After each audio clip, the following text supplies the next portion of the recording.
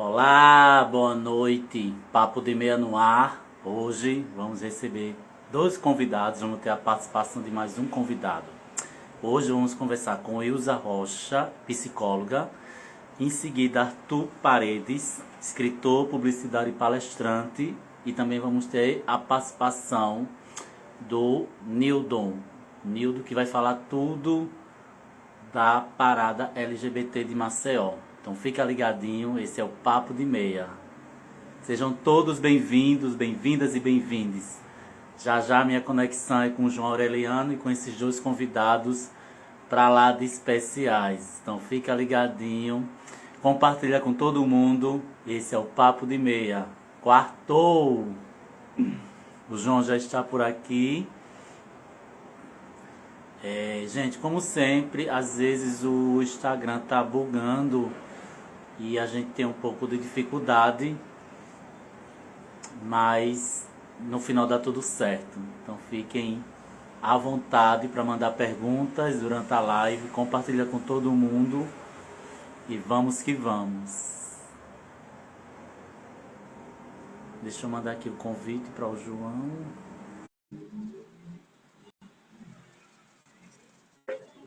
Eu tô aqui compartilhando com todo mundo já. Deixa eu ver aqui o João.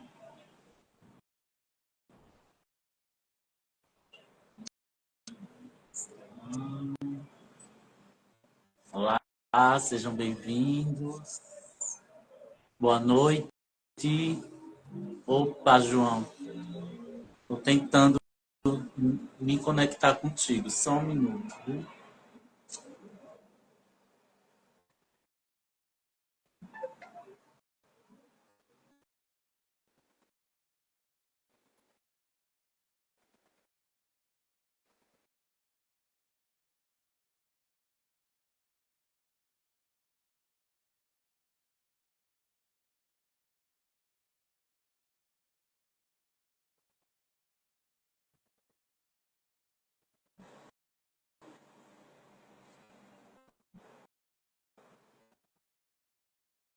João, eu mandei o convite para você, ver se você consegue aceitar.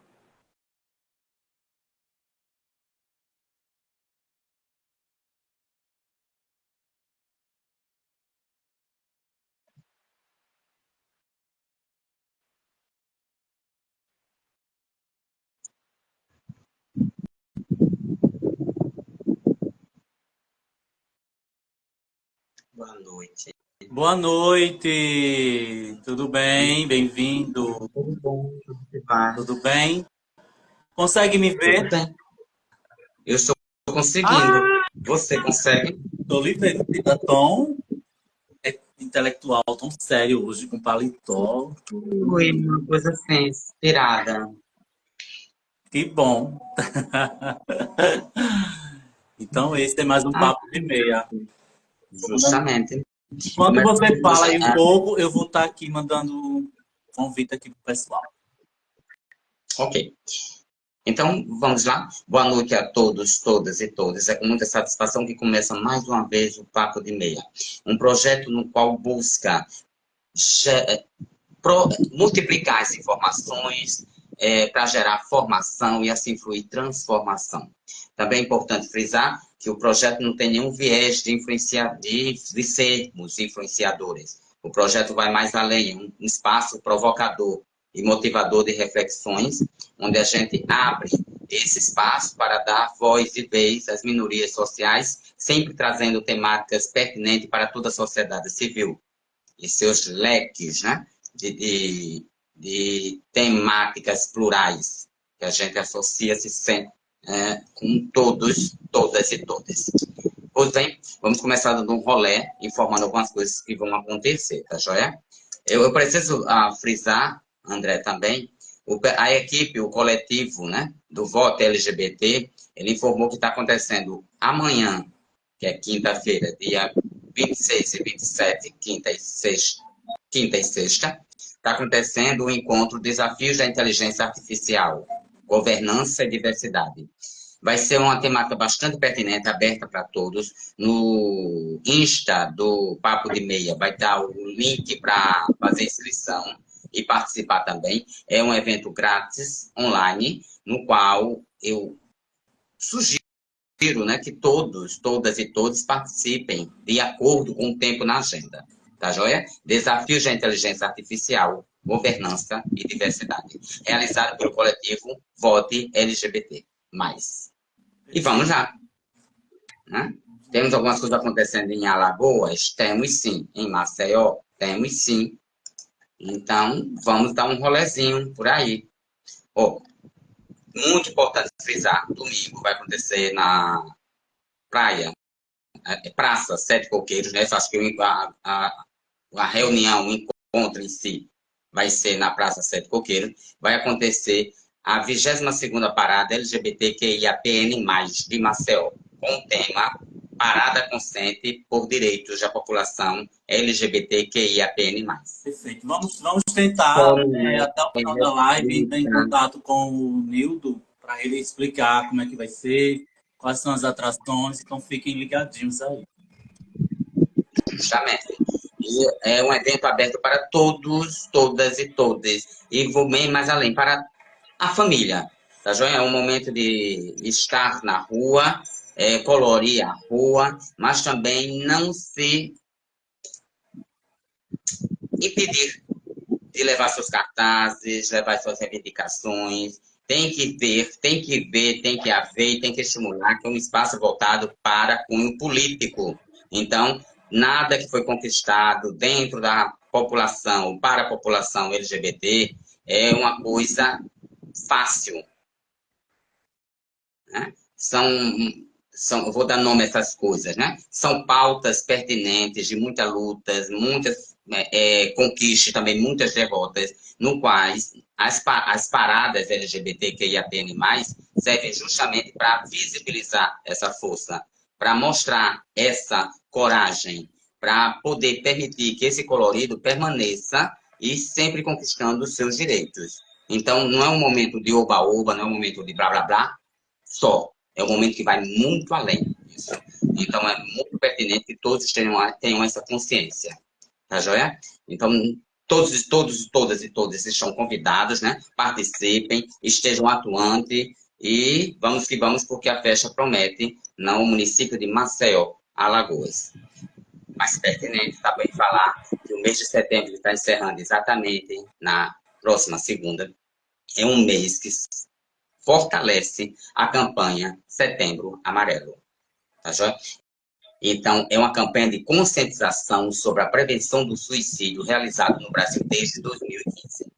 É essa temática que a gente vai teclar, que a gente vai falar, que a gente vai compartilhar com vocês e que vocês sintam-se à vontade de perguntar. Aproveitem que esses profissionais estão aqui para tirar suas dúvidas, para também complementar suas falas, para também enriquecer esse momento que é de grande importância, não só, né, para a classe das minorias sociais, mas para todo mundo.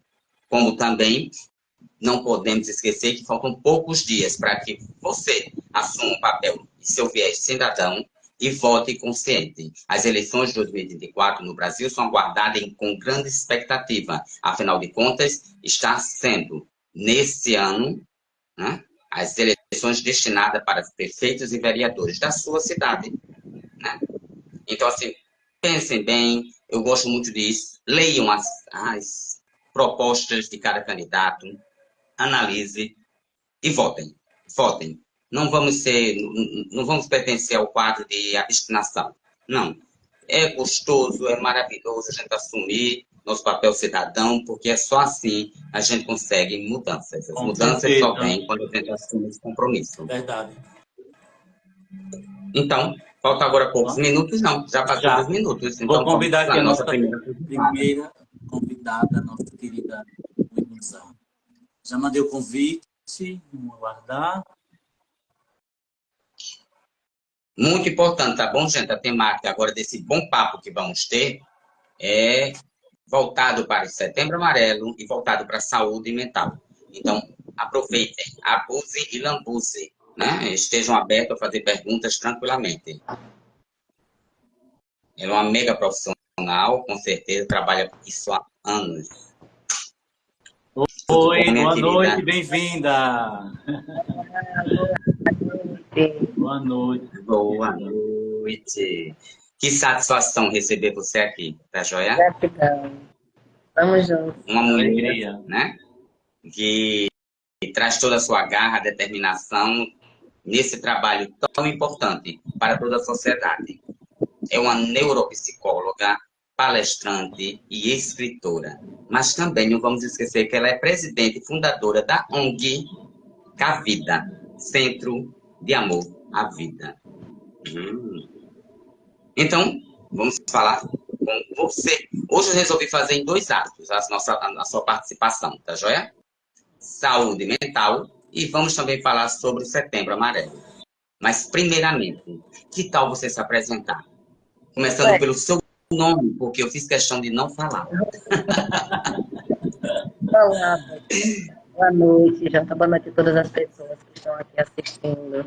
Quero agradecer imensamente o convite de poder estar hoje aqui nessa live, contribuindo, trazendo algumas reflexões sobre um tema que é tão relevante. Meu nome é Wilza Clay Rosa, sou mais conhecida como Will ou como Wilza. Sou psicóloga, atuo trabalhando com a prevenção do suicídio já há alguns anos. E acredito que hoje a gente vai poder não só conversar sobre essa campanha do Setembro Amarelo, mas trazer um olhar mais reflexivo com relação à saúde mental, com relação a questões que se envolvem aí, o que se entende por saúde mental, prevenção do comportamento suicida, como que, por exemplo, a população LGBT também está entrelaçada a essas questões, enfim. Então, desejo que a live seja bem proveitosa e quem tiver dúvidas, quiser trazer perguntas, pode colocar aqui no chat, bem à vontade, tá, pessoal? Exatamente. Gosto de ver assim, nesse diálogo. Então, vamos tratar um pouco e falar um pouco sobre saúde mental. O que é saúde mental e como podemos identificá-la quando ela está comprometida, né? Ou atingido alguma pessoa? Ok. Existem sinais?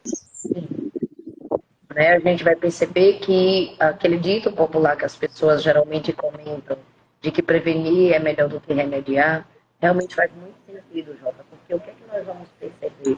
Infelizmente, nós estamos vivendo atualmente numa cultura do excesso. O que é essa cultura do excesso? 24 horas do dia não é suficiente para a gente dar conta do que a gente precisa. A gente percebe que as pessoas vivem comentando que não tem tempo para fazer algo que desejam, algo que elas gostariam de fazer mais, enfim. Então a gente vai percebendo que hoje nós estamos dentro de um contexto sociocultural que as pessoas estão entrando num movimento de um certo estresse, de um certo excesso, de uma certa sensação de que o dia não está sendo suficiente para todos. E aí cada vez mais as pessoas têm se deixado de lado. As pessoas, por exemplo, têm priorizado mais responsabilidades com relação ao trabalho, responsabilidades com relação a questões pessoais de casa, mas as pessoas não estão priorizando a si mesmas. E isso pode trazer uma série de consequências, porque a partir do momento que a gente vai perceber pessoas que tipo, começam a não ter esses momentos de pausa, pausa para você relaxar, pausa para você descansar, pausa para você ter um sono de qualidade, pausa para você conseguir minimamente ter uma alimentação mais saudável, fazer um exercício físico, ter um momento de lazer. Então, a partir do momento que a gente começa a perder tudo isso, então a gente começa a sofrer, a gente começa a ter alguns prejuízos. Então, por exemplo, o excesso de tela, quando a gente começa a utilizar mais os celulares, smartphone, computador, tudo isso traz uma série de consequências cognitivas. A gente, por exemplo, começa a ter insônia. Além de uma insônia, a gente começa durante o dia a ter mudanças de humor, ficar mais irritado, mais agitado. A gente pode começar a ter alterações também de alimentação, de sono. A partir do momento que a gente começa a desenvolver um conjunto aí de sintomas, um conjunto de fatores que começam a interferir no nosso dia a dia, a gente vai perceber que nós já podemos estar entrando aí num pezinho de um certo processo de adoecimento. Então, quando a gente fala na saúde mental, a saúde mental é um conceito muito amplo. Quando a gente pensa na saúde mental, na verdade, é um total bem-estar físico, psíquico, é um conjunto. E quando a gente pensa nesse conjunto, a gente vai perceber que, infelizmente, grande parte das pessoas não conseguem estar nesse contexto de uma mente mais saudável. A gente vai perceber que a maioria das pessoas hoje, infelizmente, elas trazem queixas. Queixas com relação ao trabalho, com relação ao cotidiano, com relação ao seu dia a dia e, principalmente, queixas de como que elas estão com elas mesmas. Então, falar em saúde mental é a gente poder também refletir o que nós estamos fazendo para ter um autocuidado, o que nós estamos fazendo para nos promover um pouco mais de bem-estar, de satisfação. Que isso é uma coisa que hoje tem parecido algo tão distante das pessoas e, na verdade, a gente precisa resgatar mais. Então, quando a gente fala em saúde mental, é poder refletir o que eu tenho feito por mim ou o que eu não tenho conseguido fazer por mim. E poder refletir, será que ultimamente tem coisas aí que estão me angustiando, me inquietando, tirando o meu sono, mudando o meu humor durante o meu dia a dia? Então, a partir do momento que a gente começa a refletir sobre tudo isso, a gente começa a identificar se realmente a gente está dentro aí de um quadro mais saudável, de um quadro mais de saúde mental, ou se nós estamos com um pezinho mais no processo de adoecimento, entendeu? Uhum. Então, pela sua fala, não podemos esquecer que o estresse e a ansiedade também são fatores impactantes, né? E com certeza, eu não sei se eles são absorvidos no corpo a médio prazo ou a longo prazo, ou logo também de imediato, né? Exatamente, vai depender da intensidade e da frequência dessas ansiedades, desses estresses, porque assim, todos nós temos ansiedade, é comum de acontecer, todos nós temos momentos de tensão, momentos de estresse, enfim. Agora, a partir do momento que começa a se tornar intenso, começa a se tornar frequente, começa a trazer mal-estar, angústia, choro, mudanças no sono, na alimentação, interferir no meu dia a dia. Então, aí a gente já está falando sobre um conjunto de situações que podem estar relacionadas ao estresse, que podem estar relacionadas à ansiedade. E aí, tudo em excesso traz prejuízos. Então, a partir do momento que a gente começa a ter uma ansiedade mais excessiva, que prejudica o nosso dia a dia, a partir do momento que a gente começa a ter um estresse que faz com que a gente ultrapasse os nossos limites, que faz com que a gente comece a ter alterações cognitivas no nosso dia a dia e nas nossas atividades diárias, então aí já são sinais de que isso pode estar mais elevado. E a partir do momento que uma ansiedade, que um estresse, de uma tristeza, que começa a não ser apenas uma tristeza, começa a se tornar algo mais frequente, mais intenso e começa a interferir no meu dia a dia, trazendo mal-estar, trazendo desconforto, trazendo aí impactos nas atividades que eu realmente no dia a dia gosto aí de desenvolver. Então a gente vai perceber que tudo isso já podem ser aí alguns sinais de que a gente precisa de um cuidado maior. Você falou uma Certo. coisa bem interessante, essa questão do silenciamento, da gente se sentir triste, né? Existe algum termômetro que a gente possa usar para a gente diferenciar aquela tristeza momentânea como o início de uma depressão? Eu falo isso porque eu conheço pessoas que dizem, eu não sei o que está acontecendo comigo, estou me sentindo em casa tão triste, me isolando. Eu já digo logo, não invento de dizer não querer tomar banho, de só ficar na cama ou no sofá deitado, né? Porque eu digo, aí já é sinais que já é muito preocupantes, né? Mas existe, além disso, existem outros termômetros que a gente pode dizer, acorda, vá procurar ajuda, você está precisando. Sim, existe. A gente vai perceber que a tristeza é algo que é passageiro, é algo que é momentâneo. Nós sentimos em alguns momentos da nossa vida. Por exemplo, se a gente recebe uma notícia de alguma perda, seja uma perda por óbito, uma perda simbólica, tipo um fim de um relacionamento, a perda de um emprego, uma mudança de cidade, enfim.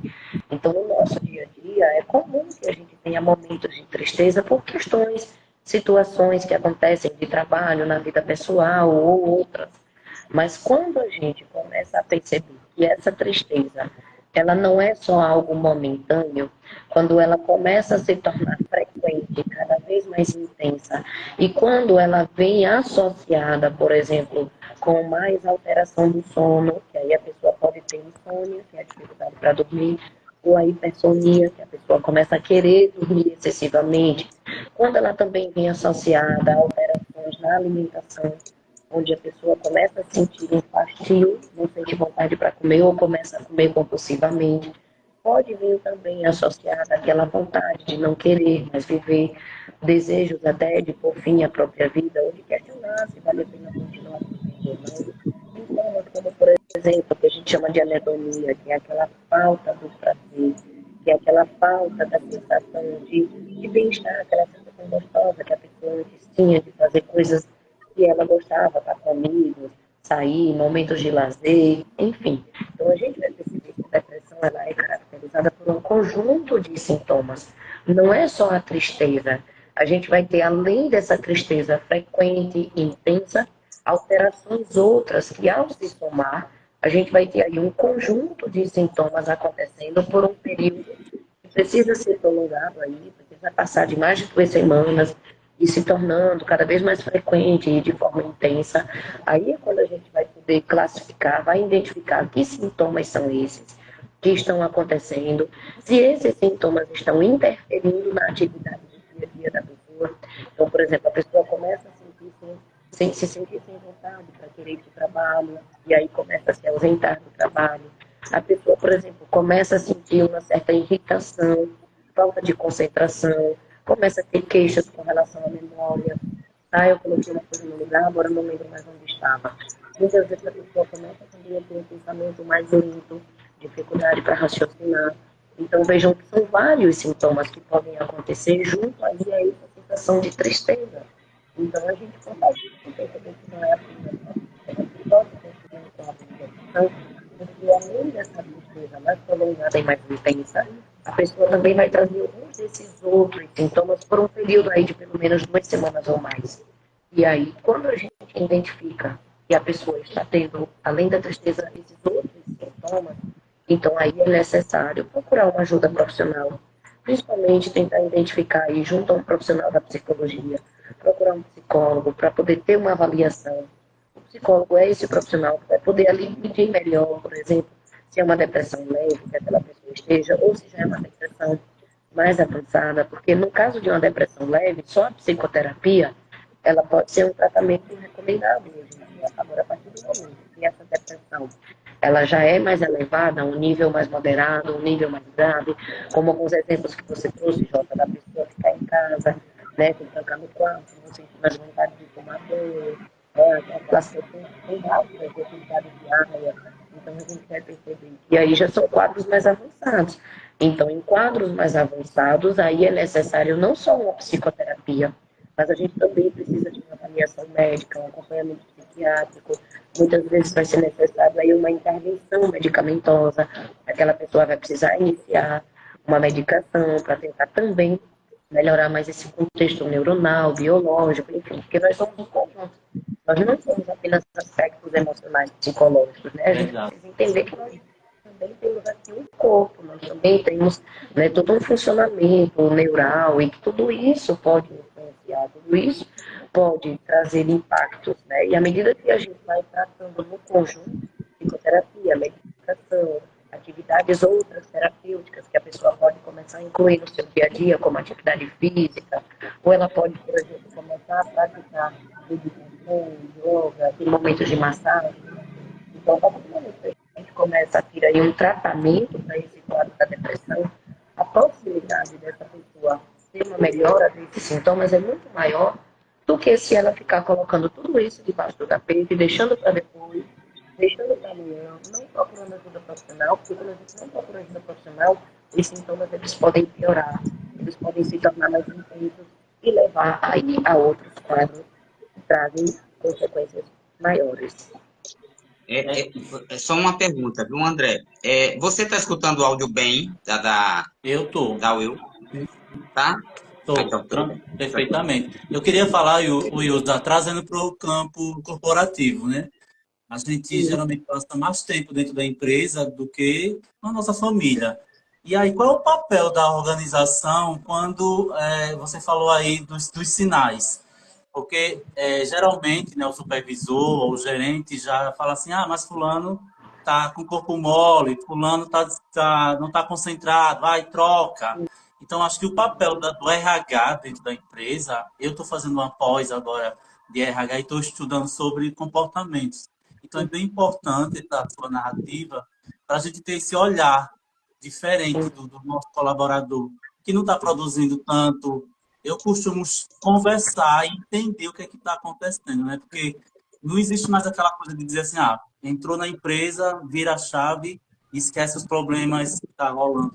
tem como, a gente não somos uma maquininha, né? Isso. Pois é. Então, qual é o papel da organização quando o gerente ou quando o supervisor percebe, né, esses sinais e às vezes não se atenta? Pode ser uma coisa mais mental do que preguiça. Eu costumo muito dizer, pessoal, que isso vai depender muito de quem são essas pessoas que estão nesses lugares.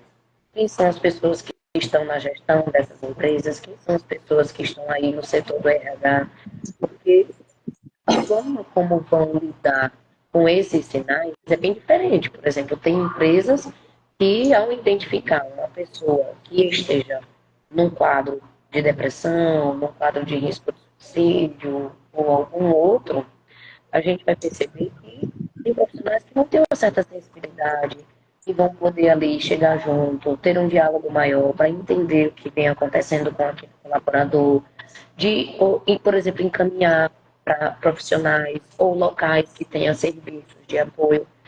Esse deveria ser o ideal, na verdade, né? Que nós tivéssemos aí gestores e profissionais nesses ambientes colaborativos que fossem mais humanos, que fossem mais sensíveis a todas essas questões que envolvem a saúde mental, de também ter uma consciência crítica, que muitas vezes é o próprio ambiente do trabalho, que pode ser gerador de processos de adoecimento psíquico, que também pode estar influenciando no processo daquela pessoa. Então, se a gente tiver ambientes colaborativos, onde os profissionais eles tenham essa sensibilidade maior e eles consigam fazer minimamente pequenas intervenções, encaminhamentos e minimamente direcionar essas pessoas para serviços de apoio e ali dentro da empresa também pensar junto com o colaborador possibilidades dele se sentir melhor nesse ambiente, a coisa caminha muito melhor. Mas, infelizmente, grande parte das empresas não tem essa postura, não tem essa atitude, né? O que quer é a produtividade. O que quer é que o funcionário atinja as metas que são estabelecidas. E aí, tudo isso é gerador de tensão, de ansiedade, porque a partir do momento que o colaborador passa um mês na tensão de atingir essa meta, de atingir esses objetivos, de dar conta de tudo isso que ele precisa, sem falar toda a sobrecarga e excesso que muitos vivenciam fora desse ambiente também colaborativo, então a gente vai perceber que, infelizmente, tem gestores que não chegam quando chega no final do mês, se a pessoa não atingiu a meta, se a pessoa não atingiu ali a produtividade, então ela não vai ter uma bonificação, ela vai correr um risco de ser uma futura desempregada, né, de não continuar mais ali naquela empresa, sem falar em todos os impactos psicológicos que são gerados. Então, quem são essas lideranças que estão nessas empresas, que estão nesses ambientes colaborativos? Porque quando nós temos líderes que são sensíveis a essas causas, que conseguem ali manejar, que conseguem encontrar caminhos para, mesmo identificando essas dificuldades que a pessoa vivencia, mas de poder fortalecer aquela pessoa, motivar, pegar na mão e encontrar caminhos para fortalecer, isso é muito importante. Mas a gente vê que, infelizmente, boa parte das empresas a gente não tem isso. Né? Então, isso é algo que a gente vem ainda treinando. À medida que a gente vem tentando capacitar, que vem tentando promover a educação continuada, a gente vê que hoje, cada vez mais, as empresas, elas, aos poucos, vêm tendo esse olhar mais cuidadoso. Mas a maioria, infelizmente, ainda não é assim. A maioria, infelizmente, quer a produtividade, a maioria, quando vê que o funcionário começa a faltar com muita frequência, já é aquele que fica na reta ali da linha dos que, quando houver uma demissão, serão demitidos. Então, a gente vê que, infelizmente, esse contexto nosso, produtivista, capitalista, que é reproduzido, né, dentro de muitas empresas, de não se ter um olhar mais humano para quem são essas pessoas, quem são esses colaboradores, né, quem são esses que estão na ponta desses serviços. Então, a gente percebe que realmente vai depender de cada cultura empresarial, de cada gestão, de cada profissional que vai estar aí também nas lideranças. Então, na verdade, é todo um conjunto que, se nós não tivermos esse conjunto e não fortalecermos um conjunto pelo que nós buscamos enquanto algo mais ideal ou algo que seja mais recomendado, infelizmente a gente só vai ter aí a relação entre processos de adoecimentos psíquicos também envolvendo questões de trabalho, o que é a grande maioria.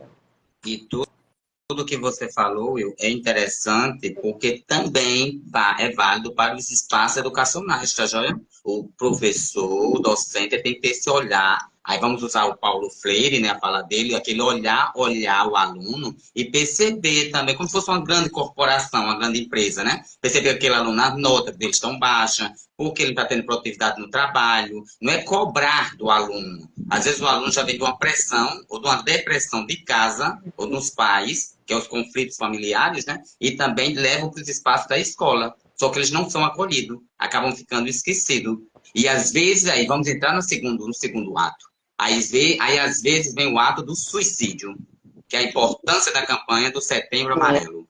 Exato. Então, vamos falar um pouco sobre a conscientização, né? Porque a partir do momento que você não é acolhido, aí vem a população LGBTQIA+, vem a questão da população negra, a população indígena, né? As minorias que são as que viram, a que ficam às margens dessa sociedade cis heteronormativa, né? Que é cheia de normas, onde só tem privilégio para pessoas brancas, ou os que se dizem brancas, né? Acabam sendo excluídas e vem a tão polêmica, o suicídio. Pois é, né? Na verdade, Jota, a campanha do Setembro Amarelo é uma campanha que ela hoje tem trazido muitas reflexões. Por um lado, a gente percebe que tem contribuído bastante para levar mais informação para as pessoas, mais esclarecimento, para ajudar as pessoas a entenderem o que envolve a realidade do comportamento suicida, como que a gente pode identificar pessoas em risco, como que a gente pode abordar, onde que a gente deve buscar ajuda. Então, a gente hoje tem toda uma linguagem segura, né? A gente precisa construir todo um caminho que é recomendado para poder a gente estar trabalhando sobre esse tema. Porque, por outro lado, a gente percebe que muitas vezes, quando se fala mais e quando se fala de uma maneira inadequada, de uma maneira que não é responsável, de uma maneira que não é recomendada, a gente percebe que tudo isso pode ser, na verdade, gatilhos para pessoas que apresentam comportamentos de risco, porque tem o que a gente chama de efeito Vetter, que é quando alguém se identifica com aquilo ali, e aquela pessoa poderia ter pensamentos, sentimentos, e ao se identificar, ao ter um momento, por exemplo, de uma palestra, em que se fala sobre o assunto, e que a pessoa não tem um espaço de fala, e que a pessoa não consegue elaborar tudo aquilo ali, em que a pessoa sai dali carregando muitas vezes um peso, questões, se identificou e não busca ali ajuda, não tem um direcionamento para onde buscar ajuda, então tudo isso é muito arriscado, porque nós podemos estar criando espaços onde nós mexemos com as emoções das pessoas e depois nós não damos conta disso, nós não trabalhamos isso. E deixamos as pessoas se virando nos 30 com aquilo ali que elas sentem naquele momento. E não deve ser assim. Então, hoje, a campanha de Setembro Amarelo ela tem sido muito discutida. Porque, por um lado, ela tem contribuído bastante, mas, por outro lado, a gente percebe que quando ela não é feita da forma como é recomendada, ela tem deixado muitas lacunas. Porque hoje ela virou algo muito mercantilizado. Hoje em dia, as empresas querem mostrar que fizeram o Setembro Amarelo. Hoje em dia, a gente vê que muitos serviços de saúde, de educação, de assistência ou outros, eles fazem o Setembro Amarelo apenas para cumprir tabela, para mostrar que fez alguma ação ali naquele mês. E não deve ser assim. A gente entende que a campanha do Setembro Amarelo ela precisa ser trabalhada com muita responsabilidade, com muita cautela. E a gente precisa dar continuidade. Não é algo só que a gente faz ali pontual. Hoje em dia, as recomendações trazem que a gente não deve ter só momentos pontuais onde a gente fale sobre o tema, mas a gente precisa minimamente oferecer suporte de apoio para aquelas pessoas que estão ali envolvidas. A gente precisa minimamente trazer caminhos de onde buscar ajuda. Se a gente identifica uma pessoa em risco, por exemplo, a gente tem hoje o CVV, que é uma instituição que funciona nacionalmente. As pessoas podem ligar para lá qualquer dia da semana, liga 188, é um número que é nacional, é um serviço que é voluntário. A pessoa que te atende do outro lado da linha é alguém que está ali preparado para oferecer um apoio emocional. Então, hoje, o serviço do CVV é um serviço que é reconhecido nacionalmente. E a pessoa que te atender nesse momento, pensa, é alguém que não vai estar aqui próximo, não é um amigo, não é um conhecido, não é alguém que está na mesma cidade que você, porque por ser um serviço nacional, qualquer pessoa do Brasil pode te atender. Imagina, Jota, você numa noite de insônia, sem conseguir dormir, inquieto, angustiado, com vontade de chorar, com vontade de desabafar, e você pensa, com quem que eu vou desabafar? Em plena madrugada, em pleno final de semana, em pleno feriado, às vezes a gente sente necessidade de desabafar com alguém e a gente pensa, não tem ninguém que possa nos ouvir nesse momento.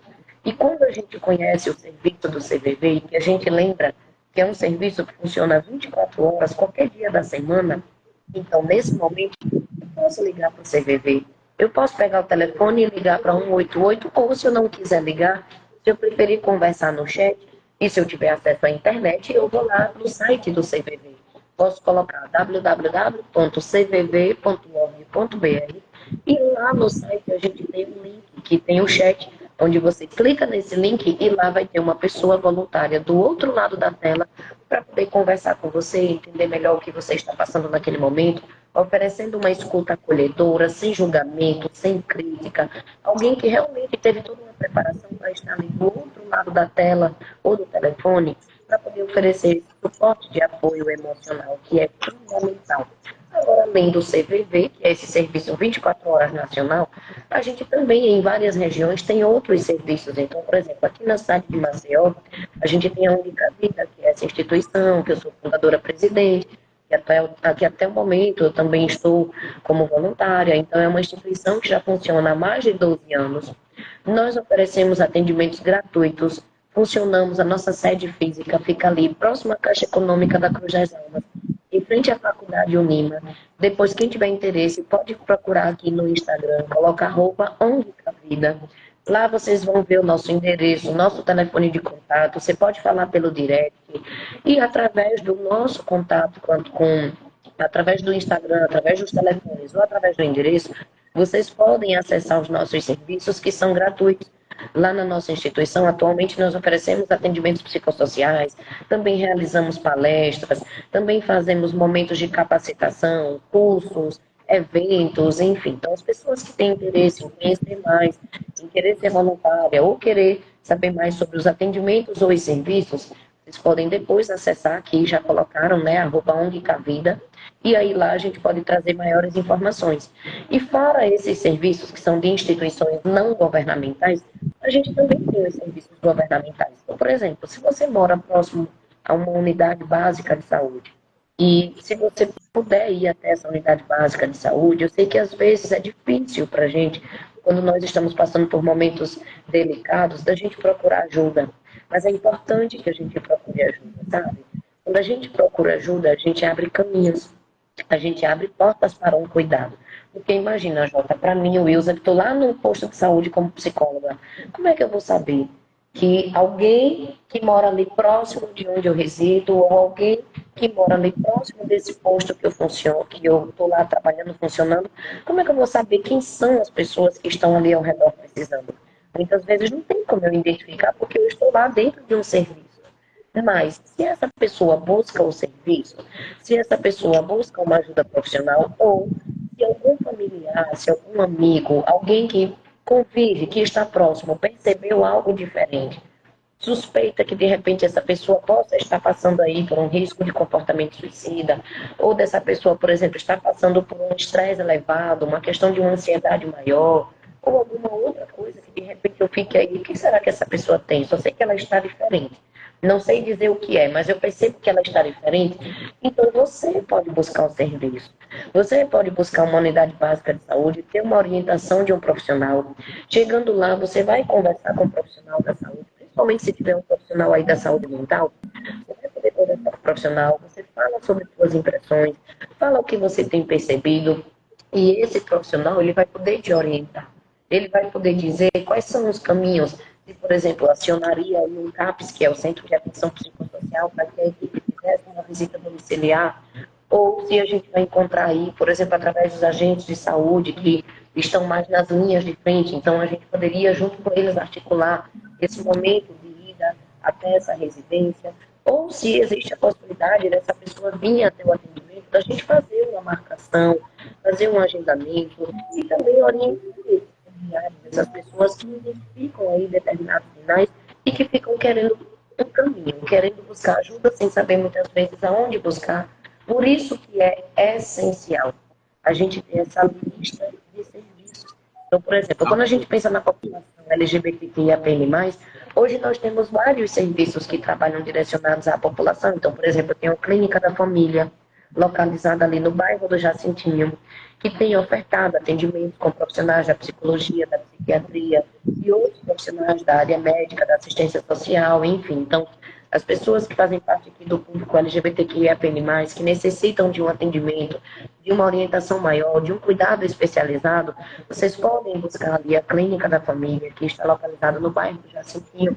E além da Clínica da Família, hoje a gente também tem outras instituições aí que vêm ofertando, né, alguns serviços. Então, a gente vê que hoje tem ONGs como o CAES, que vem promovendo algumas ações da população. Lá na Secretaria de Saúde do Estado, na CESAL, que eu também trabalho lá, a gente tem o Marcos, que é o técnico responsável pela pauta LGBT, então ele é o nosso técnico de referência, então ele também pode estar direcionando para alguns lugares onde a gente sabe que tem atendimento especializado para o público LGBT+, dependendo de qual seja aí também as necessidades. Então, a gente hoje tem vários serviços, sendo que é como eu sempre falo, muitas vezes a gente não sabe onde buscar essa ajuda, muitas vezes a gente tem receios, e principalmente quando a gente pensa na questão do comportamento suicida, né, e de entender quais são os diversos fatores, as diversas questões que podem estar relacionadas ao público LGBT, uma coisa é certa. A gente percebe que, infelizmente, as vivências relacionadas à LGBTfobia, preconceito, discriminação, exclusão, a dificuldade da própria pessoa também se afirmar, se aceitar. Na verdade, a gente vai perceber que existe hoje uma dimensão de questões que pode envolver o público LGBT+, e que pode trazer maiores riscos para o comportamento suicida.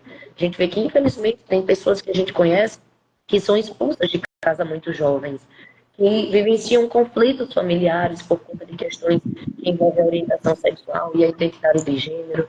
E a gente entende o quanto que, muitas vezes, lidar com todos esses conflitos é tão difícil, né? Sozinho é mais difícil. Muitas vezes, realmente, a gente precisa de ajuda profissional. E isso não é um sinônimo de que nós estamos enlouquecendo, sabe? É um sinônimo de que sozinho é mais difícil e que a gente precisa, sim, dar as mãos. E a gente precisa, assim, muitas vezes, do apoio de profissionais, de amigos, para a gente poder caminhar. Justamente. E é caminhando nesse vasto leque que a gente percebe como é vasto e como é largo, né? Essa temática. E até vou solicitar, eu li a mensagem da Bernadette, Bernadette depois fale com a Will, entende? A Rebeca Big Mac também, que ela explanou aqui uma situação bastante interessante, né? Que é importante dialogar. Então, depois dessas informações, meia hora, no instante passa, gente. A gente passou até um pouquinho dos minutos, porque a temática é muito delicada e a profissional é muito rica, né, com o seu discurso e narrativas. Então, assim, se desse possibilidade de a gente fazer uma vez por mês um especial sobre a questão de saúde mental, acho que seria muito bem acolhido, porque pelo que o pessoal está interagindo aqui, seria um espaço aberto para colaboração, para ajuda mesmo.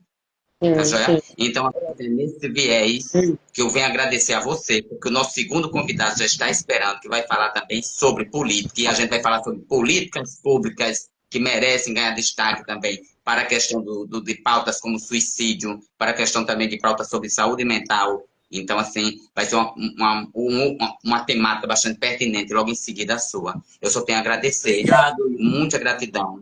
Deixa as palavras finais para você. Gratidão. 3 palavras como forma de agradecimento. Gratidão por essa oportunidade. Quero dizer a Rebeca, as pessoas que comentaram aqui, que de repente eu não vi as perguntas, me perdoem. Eu não vi aqui para responder, mas me disponho para falar com vocês melhor através do meu Instagram. Vocês podem adicionar aqui o meu Insta, meu telefone de contato. Eu vou deixar aqui também no bate-papo. Vocês podem falar comigo diretamente no Zap, para a gente poder ter uma aproximação, para que eu possa ajudar melhor vocês, já que agora eu estou aqui com tempo limitado e não vou mais conseguir falar.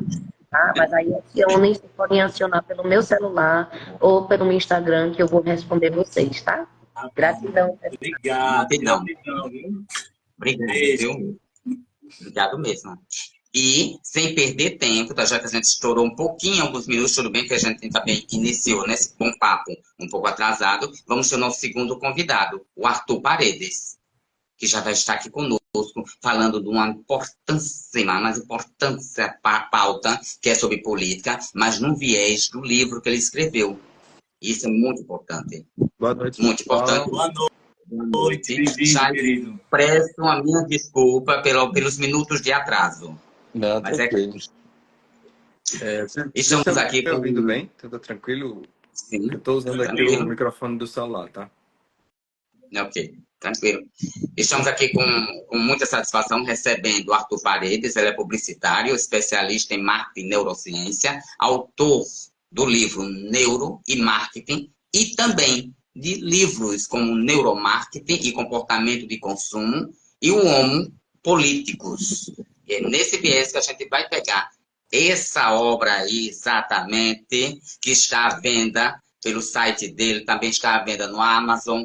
Então, temos que ler para entender um pouco sobre política. Então, nada melhor do que começar agradecendo, Arthur, pela sua disponibilidade de tempo. E muito obrigado por participar dessa entrevista. E vamos começar com uma pergunta básica, mais importante. O que te motivou a escrever o livro Homo Políticos e como foi o processo por trás da criação? Bom, eu já trabalhei bastante em várias campanhas políticas e na pandemia, em 2020, enquanto estávamos ali naquela situação sem saber o que fazer, o que ia acontecer, e até um pouquinho para manter um pouco da minha sanidade mental, eu precisava focar em alguns projetos. Eu já tinha o Profundamente escrito e lançado em 2018, e, é, e a gente estava passando por uma situação política, ainda estamos passando, mas naquela época um pouco mais, muito turbulenta, com umas situações muito únicas, né, na nossa história democrática. E eu me senti impelido a começar a escrever, já que eu já tinha essa prática de ter escrito profundamente, esse hábito. Quando você faz o primeiro livro, o segundo vem mais fácil, né?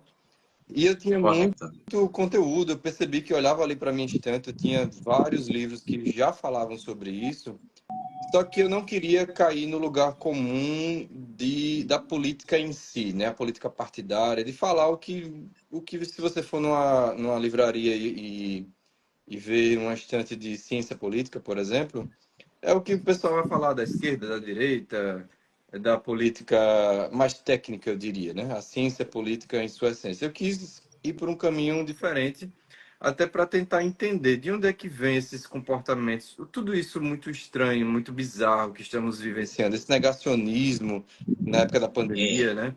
De onde vem isso, né? Como eu já tinha esse conhecimento da neurociência e eu já tinha lido alguns livros muito interessantes sobre isso, o que me motivou mais foi um livro especificamente, que ele não existe no Brasil, não existe uma tradução,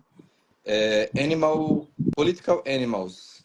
É um livro de um estadunidense, me esqueci o nome do autor, mas foi esse livro que, quando eu li, eu disse, é isso que eu quero seguir, esse é o caminho.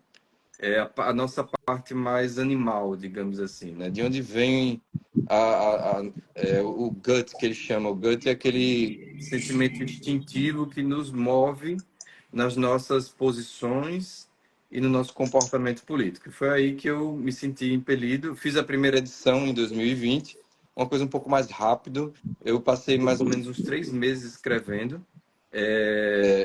Só que aí, este ano, 2024, aliás, desculpa, ano passado, eu vi que faltava muita coisa, não estava escrito exatamente do jeito que eu queria, e eu decidi escrever a segunda edição, revisada e ampliada. Então, eu revisitei alguns capítulos, incluí muito conteúdo, eu praticamente reescrevi o livro por completo. Então, essa edição é nova, foi lançada agora em abril deste ano. A edição impressa que me pediram tanto, né? O pessoal ainda gosta muito da edição impressa, então eu fiz Verdade. questão de fazer. E ela tá do jeito que eu queria que ela ficasse lá em 2020. Atrasou um pouquinho aí, uns 4 anos, mas saiu do jeito que eu gostaria. Essa é a Que bom. versão definitiva. O filho nasceu, né? Nasceu no forma impressa, né? Que o pessoal gosta de rabiscar. Eu adoro rabiscar, destacar. Eu gosto de livro impresso por isso. Explica pra gente uma coisa, meu querido. A evolução humana influenciou o comportamento político atualmente? 100%. A política, como já dizia Aristóteles, somos animais políticos. Aristóteles acertou isso 300 anos antes de Cristo. Ele estava absolutamente certo. Nós temos que lembrar que somos animais, né? Às vezes a gente esquece, ou ignora, ou não quer aceitar que somos animais, mais especificamente mamíferos e mais especificamente primatas. E como primatas, nós temos aí parentes evolutivos, como os bonobos, os gorilas são nossos primos evolutivos, o chimpanzé, e nós temos um pouquinho do comportamento de cada um deles, já que nós viemos da mesma raiz evolutiva. Então, os nossos ancestrais, nós herdamos dos nossos ancestrais. Então, no meu livro, logo no primeiro capítulo, eu vou aprofundar mais nessa questão de como é o comportamento político dos chimpanzés, dos gorilas, dos bonobos. E pegando um pouquinho de cada um ali, se nós juntarmos tudo, nós vamos ter nós como primatas humanos. Nós dividimos na biologia os primatas não humanos e os primatas humanos. E todos eles têm comportamentos muito parecidos. Inclusive o chimpanzé, ele é 98,6% em termos de DNA, de estrutura genética, semelhante ao ser humano. Então, politicamente falando, eles seriam os que têm os comportamentos mais parecidos conosco em relação à política. E lá no Homo Politicus eu detalho cada um deles, baseado em vários livros, vários estudos que eu fiz. Então, nós agimos meio que instintivamente, sabe, na política. A política é uma forma de nos relacionarmos como seres humanos em grupos. Até porque lá no passado, ali 200 mil anos atrás, quando éramos nômades, não tínhamos sociedades estruturadas como temos hoje, nós vivíamos em bandos muito pequenos. Bandos ali de 70 pessoas, de 50 pessoas. Então, em momento nenhum, nós tivemos... só recentemente na nossa história, quando a gente fala recentemente, mesmo falando aí 10 mil anos, 11 mil anos, são coisas muito recentes se a gente pegar a escala evolutiva aí de milhões de anos. Mais recentemente, nós temos cidades, nós temos agora a internet, né? Eu também falo sobre isso no livro. Mas imagina, vamos pegar aí uma tribo indígena que ainda está mais isolada ali na Amazônia, ainda vive como os nossos antepassados nômades, por exemplo. As relações políticas entre eles são mais simples, são muito menos complexas, porque eles conseguem viver em harmonia naqueles bandos pequenos de poucas pessoas, né? Algumas centenas, pouquíssimas pessoas. Quando nós vamos viver no mundo globalizado aí com bilhões de pessoas e com a internet dando esse acesso ilimitado, digamos assim, a opiniões políticas, etc., aí nós temos realmente uma dissonância entre os nossos instintos mais primitivos e essas narrativas que nós construímos para interpretar a realidade e as nossas relações. E são essas narrativas políticas que eu abordo lá no Homo Politicus, que elas, digamos assim, enfeitam e ofuscam os nossos comportamentos mais animais. Mas, em essência, por isso que eu quis escrever o Homo Politicus, porque não existe, tá, pessoal? Eu já pesquisei isso e foi o que me motivou a escrever o Homo Politicus.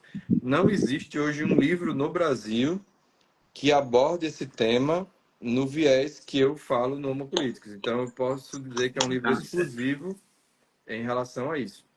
E eu fui bem fundo mesmo, assim, sabe? Eu vou falar ali sobre os viés cognitivos. Por exemplo, eu fiz um levantamento que foi a parte que mais demorou, inclusive, de escrever o Homo Politicus. São 56 vieses cognitivos que eu fiz um levantamento que a ciência já abordou, que influenciam diretamente o apertar do botão confirma lá, que vai acontecer agora no próximo dia 6 de outubro. Estamos muito perto aí do pleito.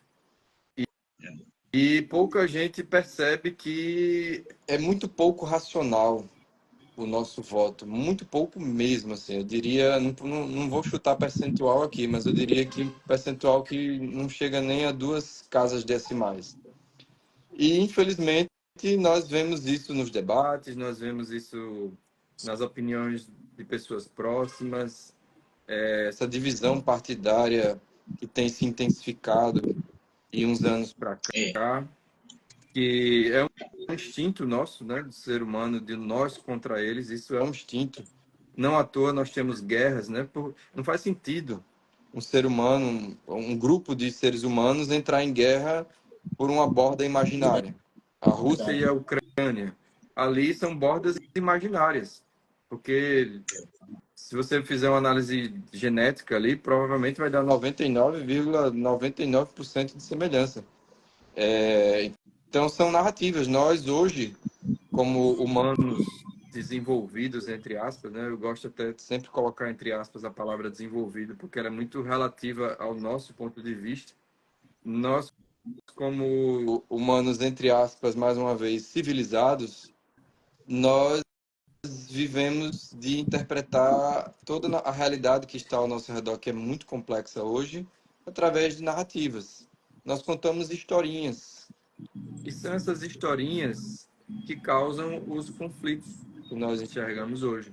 Porque as historinhas nunca vão ser iguais, e as historinhas, na verdade, elas servem para disputas humanas. Uma opinião, ela vai muito além de uma simples verbalização. Ah, eu acho isso, eu acho aquilo. Ela, na verdade, é um reflexo de um construto, digamos assim, bastante complexo de toda a sua vida, desde o dia do que você nasceu. Desde o dia que você nasceu, é como se fosse uma areia que vai se depositando ali durante muitos anos, desde a sua educação, a influência da sua família, das pessoas que você conviveu, dos seus amigos, porque nós somos animais de grupos, nós somos animais sociais. Nosso cérebro é um animal, é um cérebro social. Então, tudo que nós fazemos, aí tem gente que chega para mim e diz assim, ah, eu não me importo com a opinião dos outros, eu sou uma pessoa muito livre, independente. Você está mentindo, cara. Mentindo primeiro para si mesmo e mentindo para quem você está dizendo isso, porque nós somos animais sociais e isso é inescapável. Se você perder isso, você deixa de ser humano. É a grande característica humana. Então, como animais sociais, nós temos a maldição do conflito. O segredo de tudo, que aí eu tenho um capítulo específico sobre isso, que é o capítulo final do livro. O segredo é tentar não deixar o caos perder o controle. E eu sinto que de uns anos para cá nós temos começado a perder o controle. Inclusive, antes de começar a live, eu estava no TikTok agora e apareceu um vídeo muito rápido, assim, aleatório, que eu vou trazer esse vídeo que eu achei muito interessante. Aquele ator Jude Law, pesquisa aí no Google, vocês vão visualizar o rosto dele aí. Ele está sendo entrevistado e o cara pergunta assim, qual animal você tem mais medo? E a resposta dele é na lata. O Homo sapiens fascista. Aí o cara retruca, o apresentador retruca. Só que, infelizmente, esse não está em extinção. E essas duas frases refletem o que tem acontecido de uns anos para cá. Esse caos está tomando conta. Inclusive, um dos livros que eu usei para embasar algumas coisas do Homo Político, um livro excelente, recomendo todo mundo ler, é de um autor italiano, também não lembro o nome dele, mas é um autor italiano, chamado Os Engenheiros do Caos, que ele vai explicar como começou tudo isso. Não faz muito tempo que começou tudo isso, foi ali meados de 2011, 2013, foi criado um sistema, uma máquina, uma mecânica que funcionou, deu certo, e essa máquina está sendo aplicada em cada eleição. Está sendo replicada porque ela dá certo.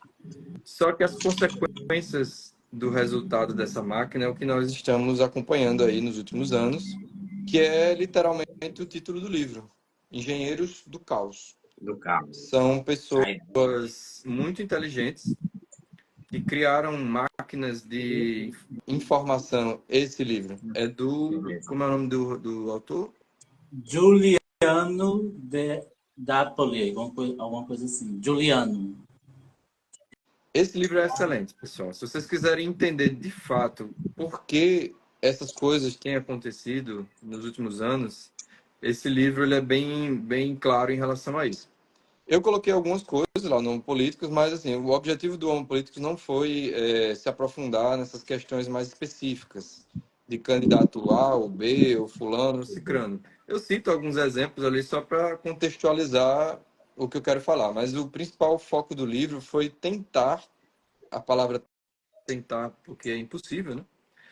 tentar ser imparcial em relação a escolher um posicionamento. Eu vou, inclusive, criticar no livro a esquerda e a direita, que hoje, do meu ponto de vista, não faz sentido nenhum. É só uma narrativa, que é uma narrativa muito velha, já ultrapassada, muito antiga, que ela não se encaixa mais no mundo atual complexo que vivemos hoje. Ela é uma ultra simplificação da realidade que funcionou lá no passado, mas hoje não faz mais sentido a gente ficar insistindo em esquerda e direita. Só limita as possibilidades políticas que nós temos como humanos, entre aspas, desenvolvidos. E o segundo ponto que eu critico no livro, lembrando, é uma crítica não muito ácida e não muito profunda, é só uma crítica mais convidando para reflexão, convidando para você repensar os seus conceitos, é uma crítica à democracia. Eu acho que a democracia ela é muito superestimada, afinal, é um modelo que foi criado há muitos anos, foi criado ali 300 anos antes de Cristo, e que fazia mais sentido naquela época onde não tínhamos uma sociedade com 8 bilhões de pessoas e países e opiniões tão diversas e internet. Hoje é possível hackear a democracia, é possível manipular a democracia, isso em larga escala. Eu vou explicar no livro como isso é feito, a mecânica como isso é feita. Dito isso, eu não acho que a democracia seja hoje um modelo que funcione tão bem. Eu acho que ela precisa ser revisada, ela precisa ser adaptada ao nosso mundo. Mas aí eu vou trazer aquela velha frase lá do Churchill, né, que ele diz: não é o modelo perfeito nem o ideal, mas é o que tem aí, o que funciona. Só que a gente também não pode ficar aceitando isso por mais 50 anos, né? Não, é o que tem, é o que funciona, e empurrando com a barriga. Eu acho que a gente precisa realmente começar a rever e deixar de lado essas picuinhas, assim, essas discussões de esquerda e direita, que hoje não faz mais sentido, e eu vou explicar. Vou relembrar aqui ao público, tá lá no Homo Políticos, mas os conceitos de esquerda e direita, para quem ainda não foi pesquisar de onde eles vieram, eles surgiram em 1784 na Revolução Francesa. Olha só, por uma disposição física dos assentos que um grupo sentava do lado direito e um grupo sentava do lado esquerdo. E hoje até hoje, 1784, estamos em 2024. 2024. Não faz sentido você considerar uma narrativa baseada em pessoas que se sentaram fisicamente do lado esquerdo e fisicamente do lado direito. Tudo bem. Lá no livro também não vou simplificar. Os termos foram ganhando outros contextos, outras conotações ao longo do tempo, mas foram meras adaptações para algo que era: ou você apoiava o veto absoluto do rei naquela época, ou você não apoiava o veto absoluto do rei. É só isso. E nós hoje dividimos a sociedade politicamente falando, e essa divisão acaba gerando paredes, sem trocadilhos como o meu nome, né? O nome. Acaba gerando paredes aí que cegam a gente, né? Aí eu vou trazer aqui a frase do Jonathan Haidt.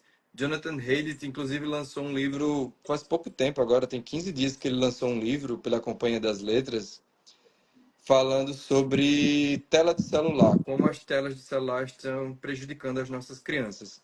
O Jonathan Haidt, ele é um psicólogo social. E quando eu li, muita gente me indicava, na época que eu estava escrevendo o livro dele, né, que é A Mente Moralista. E na época eu comprei o livro do Jonathan Haidt, e assim, aquele livro para mim foi assim um divisor de águas. Ele, sabe aquele meme lá explodindo a cabeça assim, foi o que esse livro fez comigo, porque o Haidt, ele vai trazer o lado da psicologia, ele fala um pouco do que eu falo no Homo Políticos, dessa questão animal, de onde vem, mas ele tem uma frase que eu acho sensacional. Ele diz assim: a política, ao mesmo tempo, ela une e cega. Então, são essas paredes de esquerda e direita que ficam cegando a gente. Elas limitam a nossa visão, elas limitam as nossas possibilidades, inclusive. Porque você se coloca ali dentro daquela caixinha, digamos assim, e você se sente confortável dentro daquela caixinha e você acaba moldando a sua própria personalidade para fazer retroalimentação de feedback ali e acaba você, é que nem horóscopo, né? Desculpa aí quem acredita e tal, mas eu vou trazer uma má notícia, tá? O horóscopo é tipo assim, você vai dizer que o leonino, ele tem essas características, porque ele é leonino, ele tem essas características. Você, se você acredita muito nisso, você vai inconscientemente acabar adaptando alguns traços de personalidade para se encaixar naquela caixinha.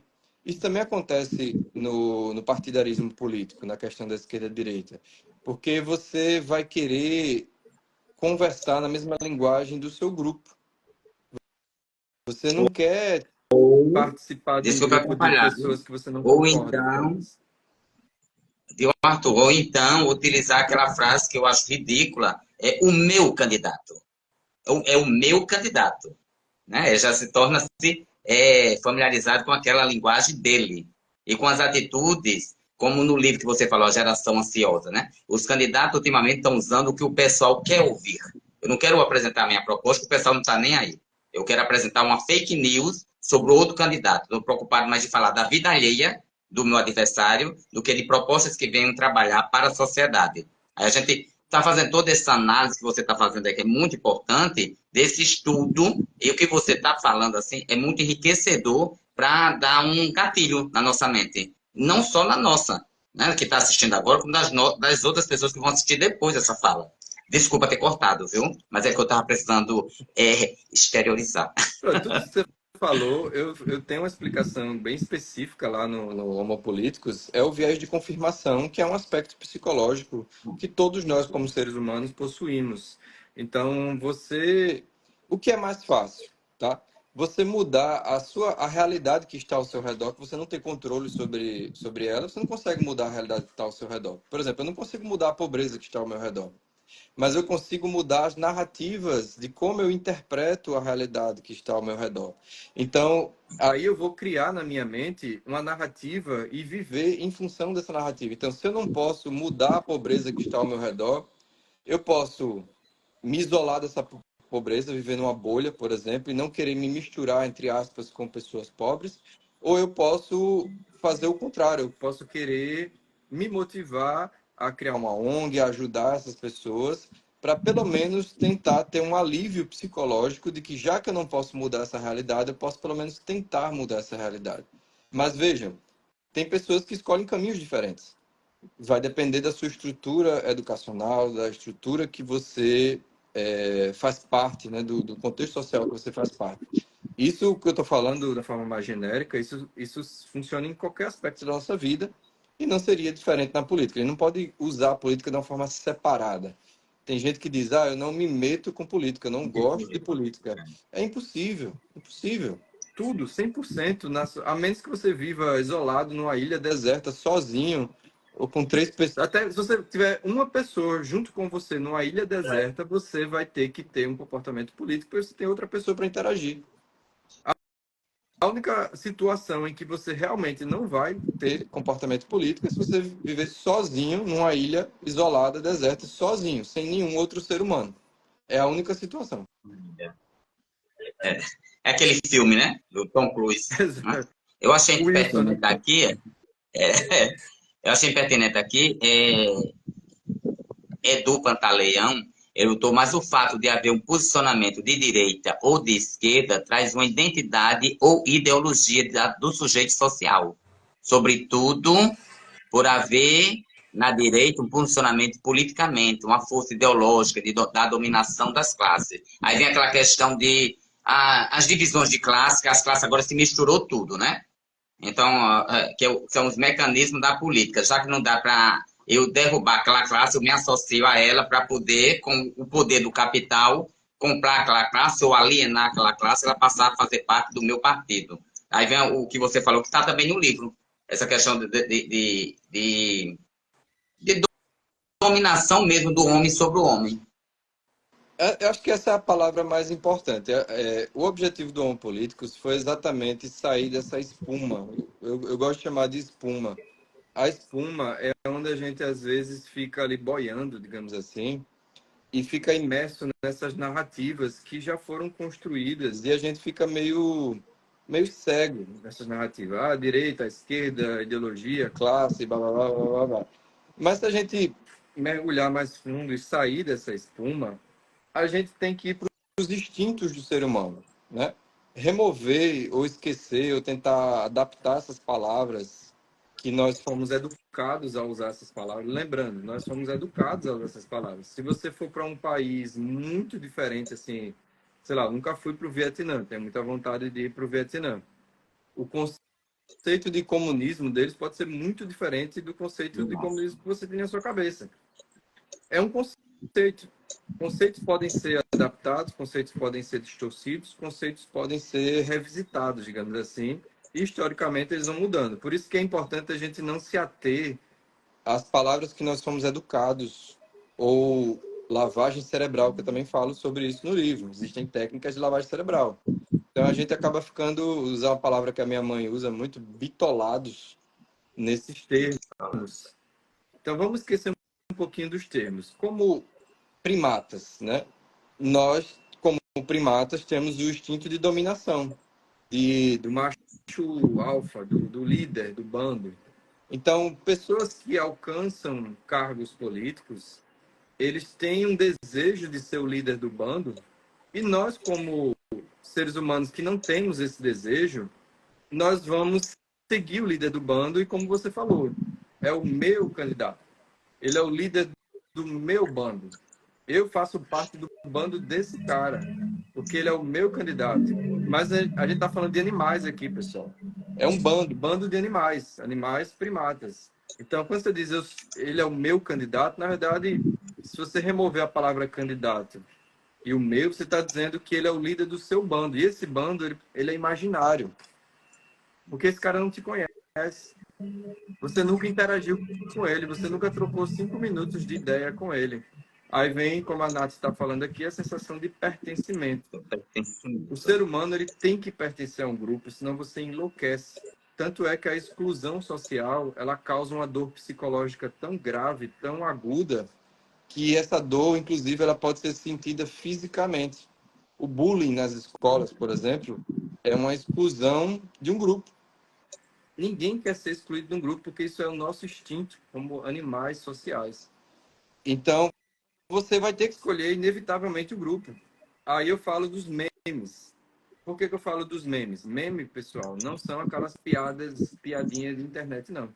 O meme, ele é tão sério e tão complexo que existe uma ciência chamada memética, que estuda especificamente o meme em sua essência. O que seria um meme? É uma ideia que ela consegue viralizar, ela consegue infectar outras mentes, outros cérebros. E você passa essa ideia adiante, ou você absorve e fica doente com essa ideia. E quando você tem grupos de ideias, a gente fala dos memiplexos. Eu falo isso lá no Homo Políticos. São grupos de ideias. Então, quando você fala esquerda, comunismo, dominação, classe, blá, blá, blá, na verdade, você está usando pequenos memes que formam um grupo chamado memiplexo. Você está absorvendo aqueles vírus mentais, incorporando eles em sua própria identidade, se infectando com esses vírus, e o que é que você vai fazer? Transmitir esses vírus para outras pessoas. Você vai gravar vídeos falando do seu posicionamento, porque faz parte do nosso instinto querer impor os nossos memes sobre os outros. Isso não estou generalizando. Tem pessoas que não se importam com isso. Tem pessoas que não querem gravar vídeos, pessoas que não querem manifestar sua opinião, pessoas que simplesmente são low profile, que a gente chama. Mas aquele que quer ser o líder do bando, ele precisa hastear uma bandeira que seja um memeplexo. Aí eu cito, por exemplo, no Homo Políticos, o que o Donald Trump fez na campanha dele, não nessa, mas na outra, de 2016, que foi o Make America Great Again, ou MAGA, né? Que foi um meme que ele criou. O que ele fez ali? Ele criou um memeplexo e ele conseguiu arrastar uma multidão em torno desse memeplexo.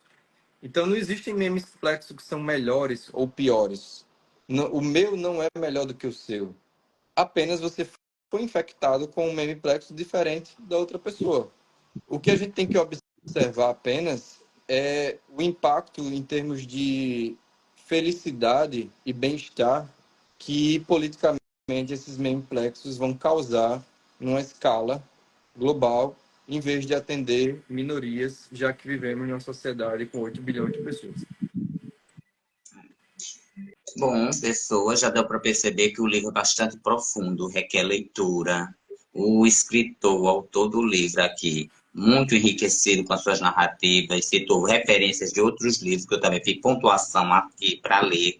Esse da Geração, eu já tenho ele, não comecei a ler ainda, mas Geração Ansiosa, esse livro é maravilhoso, Geração Ansiosa, foi lançado esse ano, que ele também citou, recomendo também que leiam. O Homopolíticos, que eu também tenho que ler, não vou mentir não. Tenho que ser sincero, Arthur, tenho que ler seu livro. Porque assim, você estimulou e bateu aquela vontade de querer mais. Meia hora é pouco, mas é o intuito do programa Papo de Meia, tá joia? É um papo de meia hora mesmo, um bom papo. Fico muito grato pela sua participação. Deixo o espaço aberto para você fazer os agradecimentos finais. E usa a palavra mágica, eu e o André usamos sempre, que é gratidão. Deixamos você bastante livre para você falar à vontade, né, do seu trabalho, do seu estudo. Eu sei que você tem um tempo bastante administrado e controlado e conseguiu ter na sua agenda esse tempo aqui conosco. Eu só tenho que agradecer, muita gratidão mesmo. Tá joia? E sinta-se à vontade, as palavras finais são contigo. Agradeço o espaço, agradeço a oportunidade. Gostaria de ressaltar que a linguagem do Homopolíticos, ela não é cabeçuda, tá, pessoal? Eu só escrevo um livro que eu gostaria de ler, né?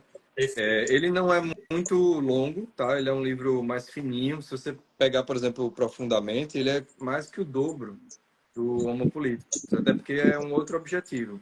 A ideia do Homopolíticos foi fazer um livro de leitura mais rápida, conseguir ainda, assim, aprofundar em tudo isso que a gente conseguiu falar, mas com a linguagem que seja acessível. Assim, eu não gosto de usar termos assim que não fazem parte do nosso cotidiano, porque o objetivo do livro, inclusive está lá no final do livro, é tipo assim, leu, gostou, enriqueceu, mudou a forma como você pensou, passa o livro adiante. Porque eu quero que ele seja um memeplex.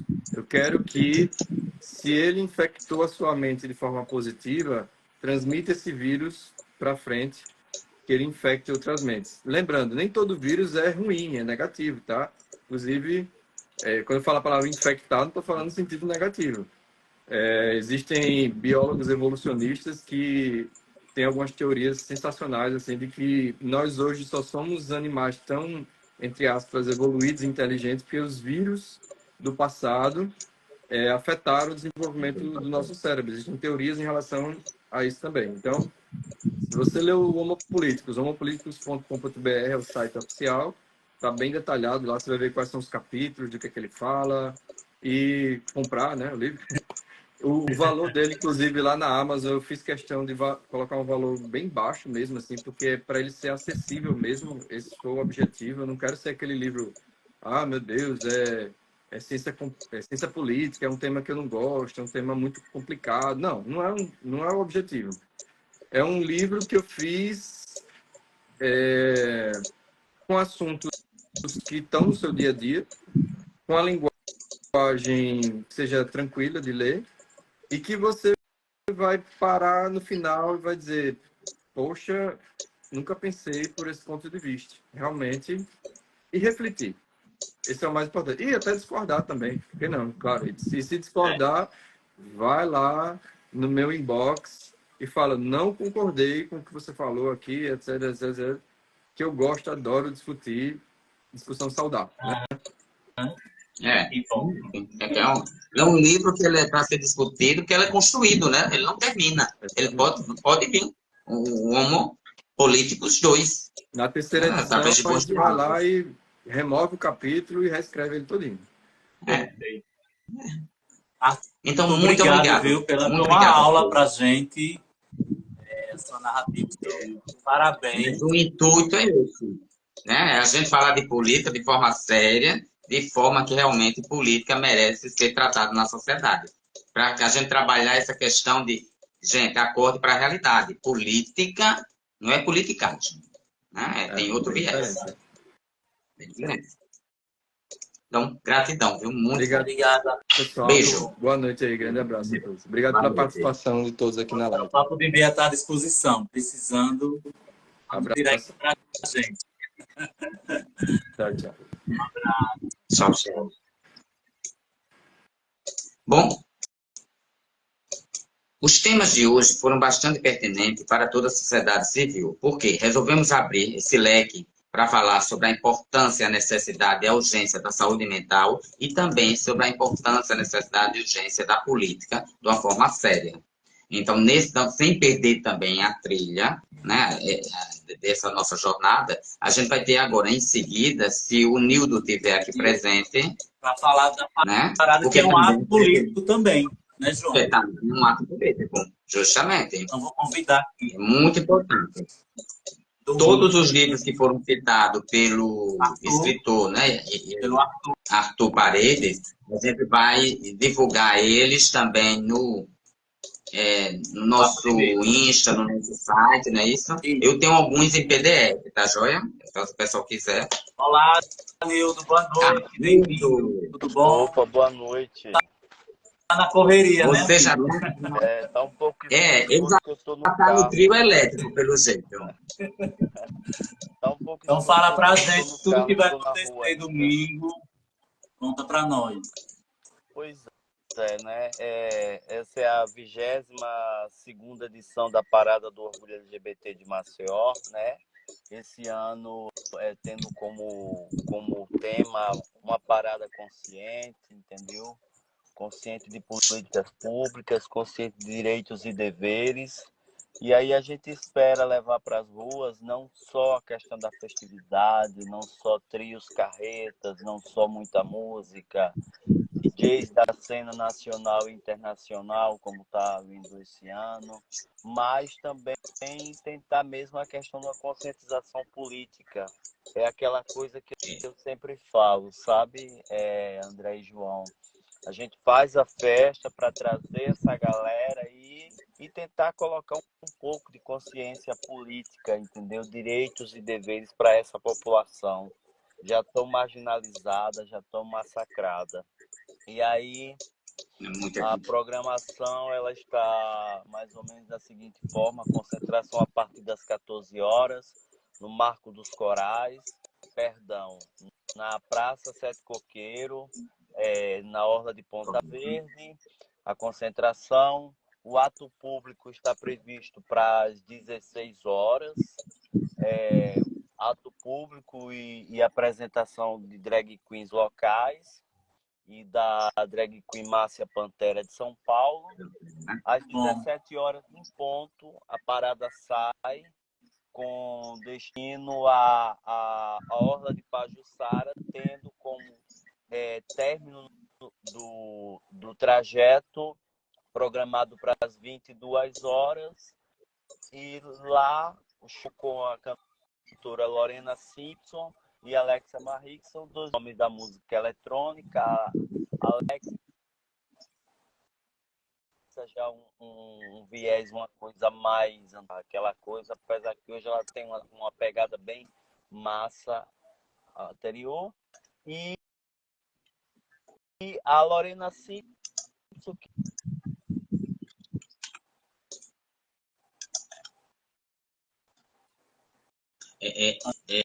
Gente, é importante dizer porque o Nildo está a caminho, já está fazendo um trajeto. Então, está no trânsito. Então, há essa dificuldade no sinal da internet. que já veio, É normal, é tecnologia. 2 edições da parada, essa é a terceira também. E no percurso, na concentração,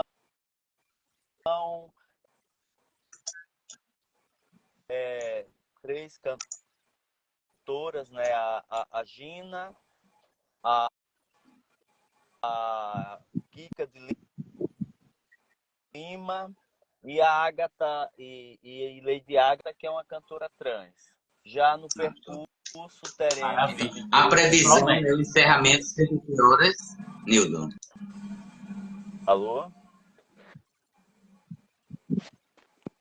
Eu gostei porque vai ver a Bibas, né? A Bibas. Ladivas Vascais. É. Maravilhosas. Lembrando que o tema da parada é uma parada Alô? consciente, tá, gente? É muito importante lembrar sobre essa temática, principalmente também com a baixa programação que vai ter da Lady Agatha, Kika de Lima, DJ Washington, Gina, DJ Júnior Marques, DJ John, DJ Dallas, DJ Cris Mendonça.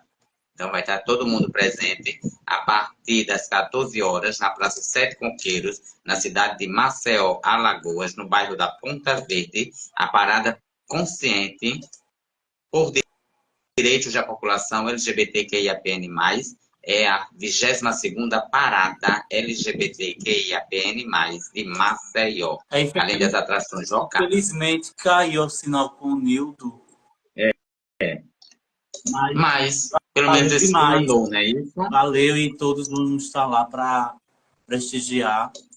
Vai ser uma parada. Não esqueça, marque de novo, que os nossos corpos dissidentes estejam lá muito coloridos e alegres, mas sempre com viés político. Leve cartazes, façam as fantasias que sejam de cunhos, né? De reivindicações por direitos.